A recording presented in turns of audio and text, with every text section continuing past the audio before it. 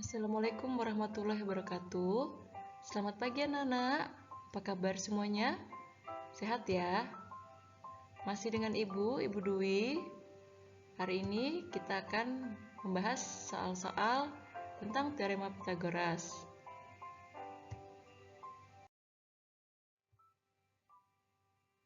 Adapun tujuannya hari ini kita bisa menentukan panjang sisi segitiga yang belum diketahui. Kemudian bisa menyelesaikan soal aplikasi teorema Pythagoras dan bisa menyelesaikan soal cerita yang berkaitan dengan teorema Pythagoras. Ayo kita mulai yuk. Soal nomor 1.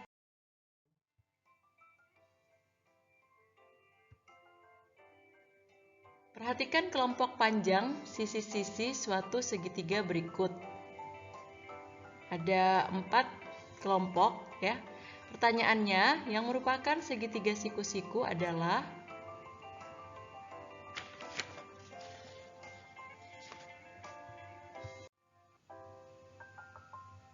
Nah, kita lihat di sini ya. Ada pertama yang bagian I, kita lihat di sini. Ini kalau kita selesaikan ya, berarti harus kita kuadratkan sesuai dengan rumus teorema Pythagoras ya. Jadi di sini jadinya 6 kuadrat ditambah 8 kuadrat itu 10 kuadrat ya.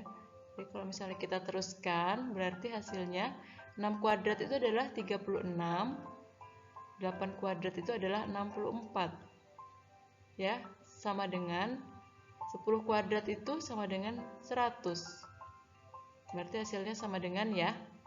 Jadi kalau yang ini termasuk segitiga siku-siku. Nah, kemudian yang kedua, kita lihat 7 kuadrat ditambah 24 kuadrat itu berapa? 29 kuadrat. Kita lihat di sini hasilnya. 7 kuadrat itu adalah 49. Kemudian 24 kuadrat itu adalah 576. 29 kuadrat itu adalah 841. Nah, sekarang kalau ini kita jumlahkan, berapa hasilnya? Hasilnya adalah 625. Ternyata 625 itu kurang dari 841. Nah, kalau seperti ini ya, karena ini bagian yang terpanjangnya itu lebih dari 2 sisi siku-siku yang lainnya, berarti ini termasuk segitiga tumpul. Ya. Oke, kita lihat lagi yang ini, yang ketiga. Yang ketiga ini adalah berarti 20 kuadrat ditambah 21 kuadrat itu berapa dari 29 kuadrat. 20 kuadrat itu adalah 400. Kemudian 21 kuadrat itu adalah 441. 29 ini ada tadi ya di atas. 29 kuadrat itu adalah 841. Kalau dijumlahkan berarti hasilnya ini 841, berarti sama dengan 841. Sama ya. Ruas kanan kiri berarti ini termasuk segitiga siku-siku. Nah, sudah tahu berarti jawabannya yang mana? Jadi yang kelompok yang sama itu adalah 1 dan 3. Yang 4-nya tidak usah dicari ya.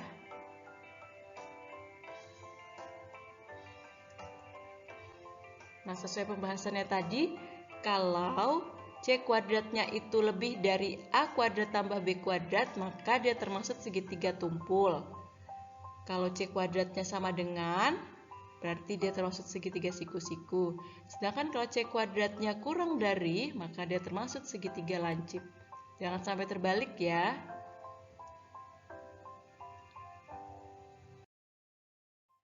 Oke.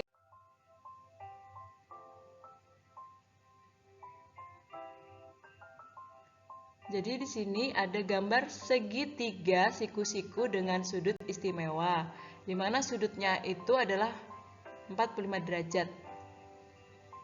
Nah, pada gambar di samping nilai X adalah otomatis di sini ya.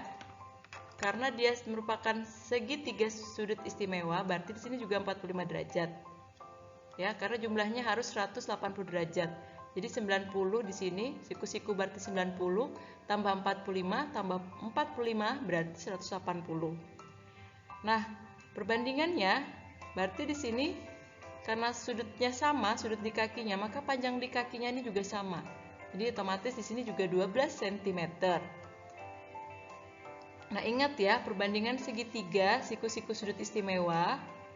Kalau untuk sudut yang 45 derajat, maka apabila di sini 1, maka sisi miringnya adalah akar 2. Nah, kemudian untuk perbandingan segitiga siku-siku, ya, segitiga siku-siku dengan sudut 60 dan 30, apabila di sini 1, ya, sisi miringnya 2, maka sisi yang lainnya adalah akar 3. Perbandingannya. Nah, karena ini tadi 12 ya, kita pakai yang ini, yang 45 derajat, maka panjang sisi dari nilai X itu adalah 12 akar 2.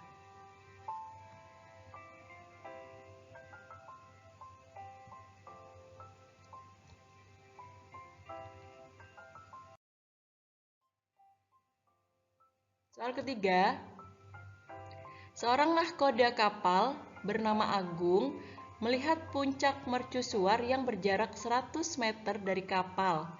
Jika diketahui tinggi mercusuar 60 meter, jarak Agung dari puncak mercusuar tersebut adalah berapa meter?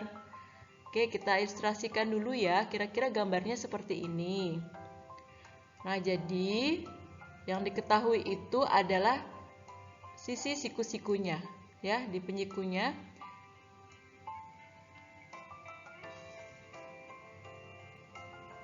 Nah, kita misalkan saja jarak Agung itu adalah A. Ya, berarti yang ini kita misalkan A. Jadi A kuadrat, karena sisi miring, berarti dengan sisi yang lainnya adalah dijumlahkan. A kuadrat tambah B kuadrat tambah C kuadrat. Nah, B-nya itu adalah yang 100 ya. 100 kuadrat, C-nya itu ambil yang 60 derajat. Berarti sama dengan 10.000 ditambah 3.600. Nah, sehingga A sama dengan akar dari 13.600. Nah, kalau di sini tidak ada pangkat 2-nya, berarti ruas sebelahnya akar ya. Kita cari dua bilangan di mana salah satunya adalah bilangan kuadrat. Jadi yang memenuhi itu adalah akar 400 dikali 34. Nah, akar 400 itu berapa? Akar 400 itu adalah 20 ya. Jadi jawabannya adalah 20 akar 34.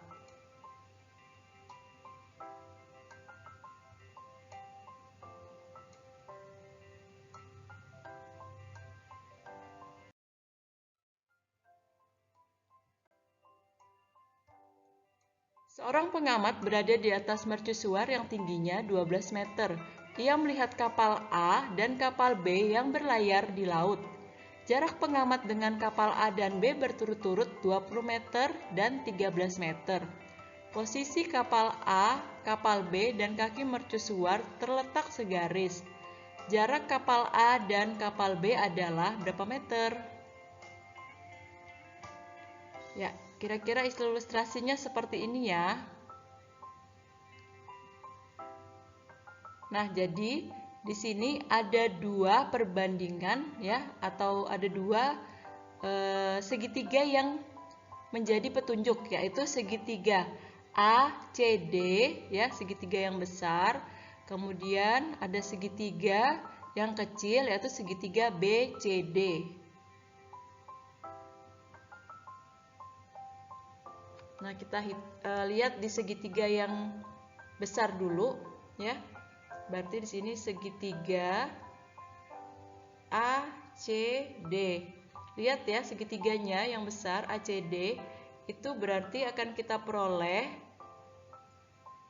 AC kuadrat sama dengan AD kuadrat dikurang CD kuadrat. Kenapa dikurang? Karena di sini AC-nya AD-nya yang diketahui.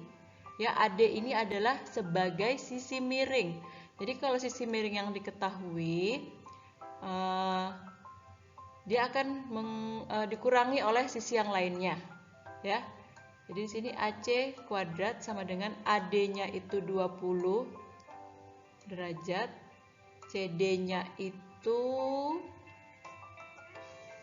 12 derajat, berarti sama dengan 12 kuadrat. 400 dikurang 144. Berarti sama dengan 256. Berarti AC sama dengan akar dari 256 sama dengan 16. Nah, sekarang kita gunakan lagi segitiga yang kecil, yaitu segitiga BCD. Akan didapatkan BC kuadrat sama dengan BD kuadrat dikurang CD kuadrat. BD-nya itu adalah, ini BD-nya itu 13, CD-nya 12 ya. Berarti 13 kuadrat dikurangi 12 kuadrat sama dengan 169 dikurangi 144 sama dengan BC, berarti akar dari 25. BC sama dengan 5. Nah, kita lihat di sini. AC diketahui 16, BC diketahui 5, berarti AB berapa? Ya, pertanyaannya adalah yang dicari jarak AB. Maka AB itu adalah AC dikurang BC, berarti sama dengan 16 dikurang 5. Hasilnya adalah 11.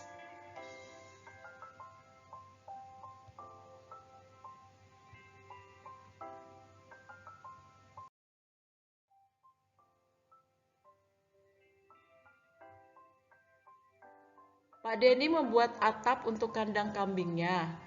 Gambar rangka tampak seperti gambar di samping. Panjang kayu yang diperlukan untuk membuat rangka tersebut adalah, ini ya rangkanya. Nah, sekarang kita beri nama aja dulu. Nah, jadi di sini kita kasih nama A. Ada dua segitiga ya, jadi ada segitiga ADC, kemudian ada segitiga CBD ya, dua segitiga siku-siku.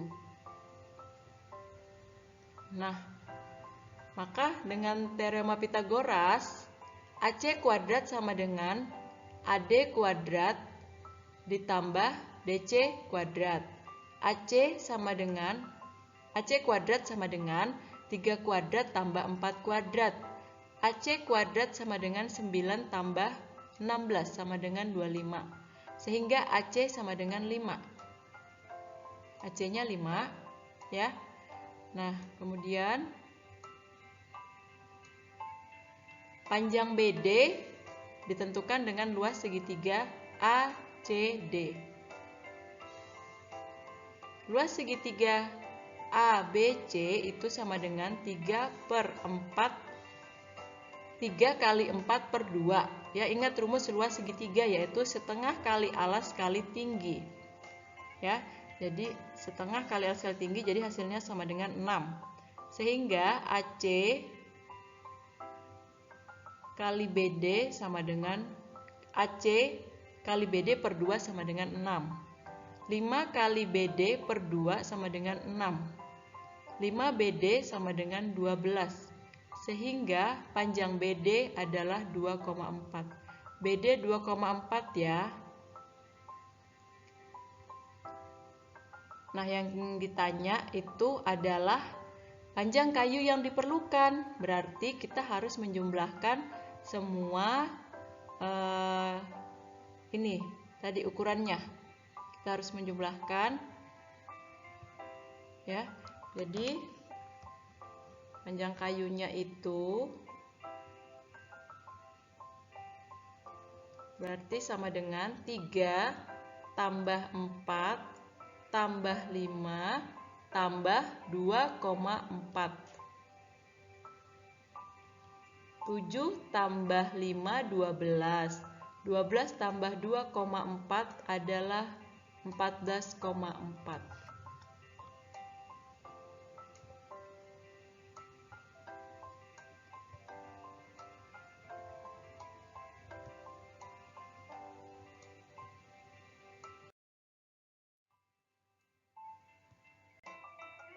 Hubungan sisi segitiga siku-siku pada gambar di samping adalah sisi miring adalah yang R, sisi siku-siku yang lainnya adalah Q dan P. Maka rumusnya adalah R kuadrat sama dengan P kuadrat ditambah Q kuadrat. Berdasarkan definisinya ya, sisi miring kuadrat itu sama dengan jumlah kuadrat sisi yang lainnya. Jadi jawabannya adalah yang A.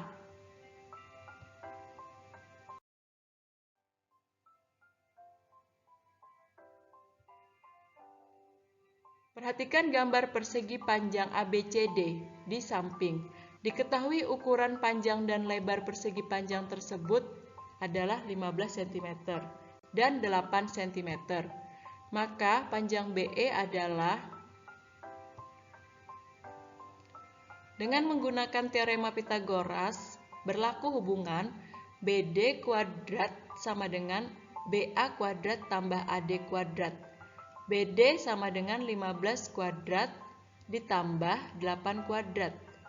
BD sama dengan 225 ditambah 64. BD sama dengan akar 289. BD sama dengan 17. Baru BD-nya ya, yang ditanya adalah panjang BE. Otomatis BE itu berarti sama dengan setengah BD. Setengahnya ya. Jadi BE sama dengan 8/1/2 atau 8 setengah.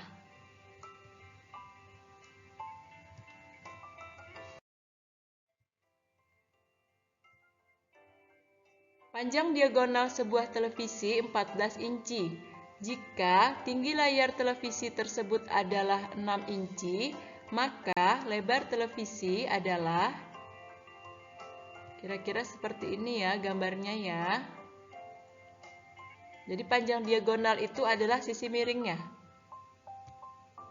Kalau kita bagi menjadi 2 segitiga.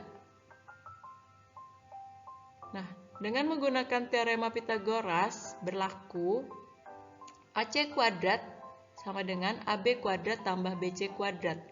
AB kuadrat sama dengan AC kuadrat dikurangi BC kuadrat.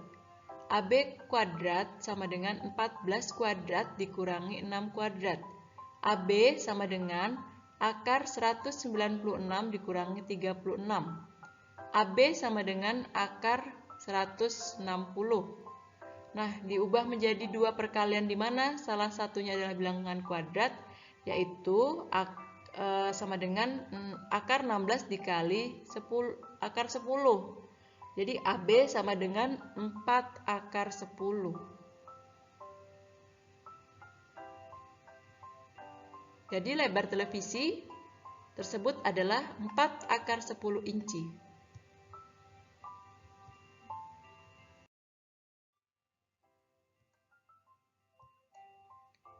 Sebuah kapal laut berlayar ke arah barat sejauh 11 km. Kemudian kapal laut berbelok ke arah selatan sejauh 8 km. Jarak kapal laut dari titik awal keberangkatan ke titik akhir adalah... Nah, kita lihat ya, disketsakannya. Jadi kapalnya itu pertama jalan ya, ini dari titik C ini ke A 11 km. Kemudian berbelok arah. Jadi membentuk garis AB 8 km. Yang ditanya jarak titik awal ke titik akhir, jadi BC. Ini adalah sebagai sisi miringnya, ya.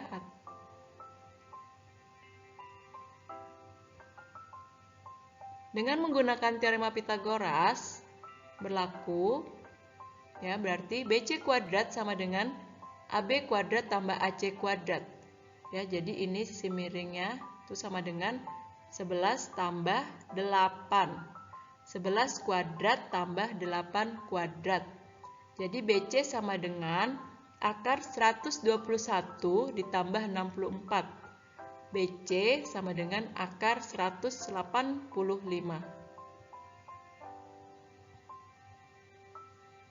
Jadi jarak kapal laut dari titik awal keberangkatan ke titik akhir adalah akar 185 km.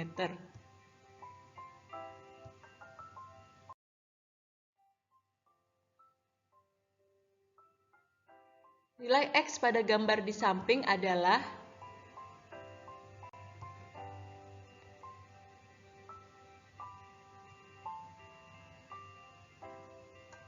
Nah, ini ada sisi miring ya. Sisi miringnya itu adalah akar 13.000. Sisi siku-sikunya itu 3X dan 2X.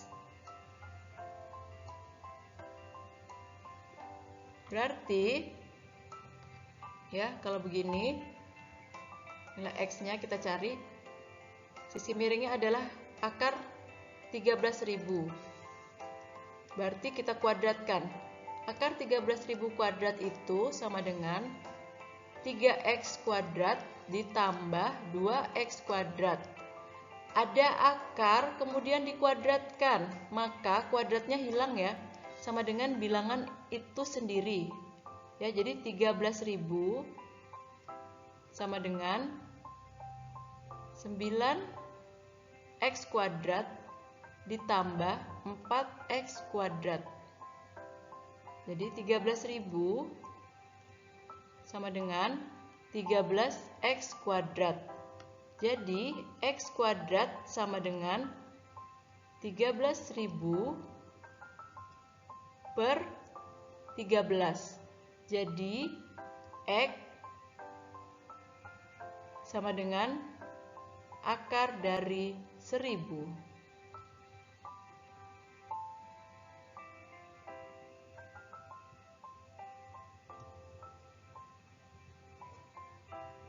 Gimana penjelasannya hari ini? Mudahan kalian bisa paham ya. Semoga bermanfaat untuk kalian. Ibu mohon maaf atas kekurangan hari ini. Jangan lupa ya, subscribe channel ibu ini dan share ke teman-teman kalian apabila channel ibu ini bermanfaat. Terima kasih telah menonton sampai akhir. Ibu akhiri. Assalamualaikum warahmatullahi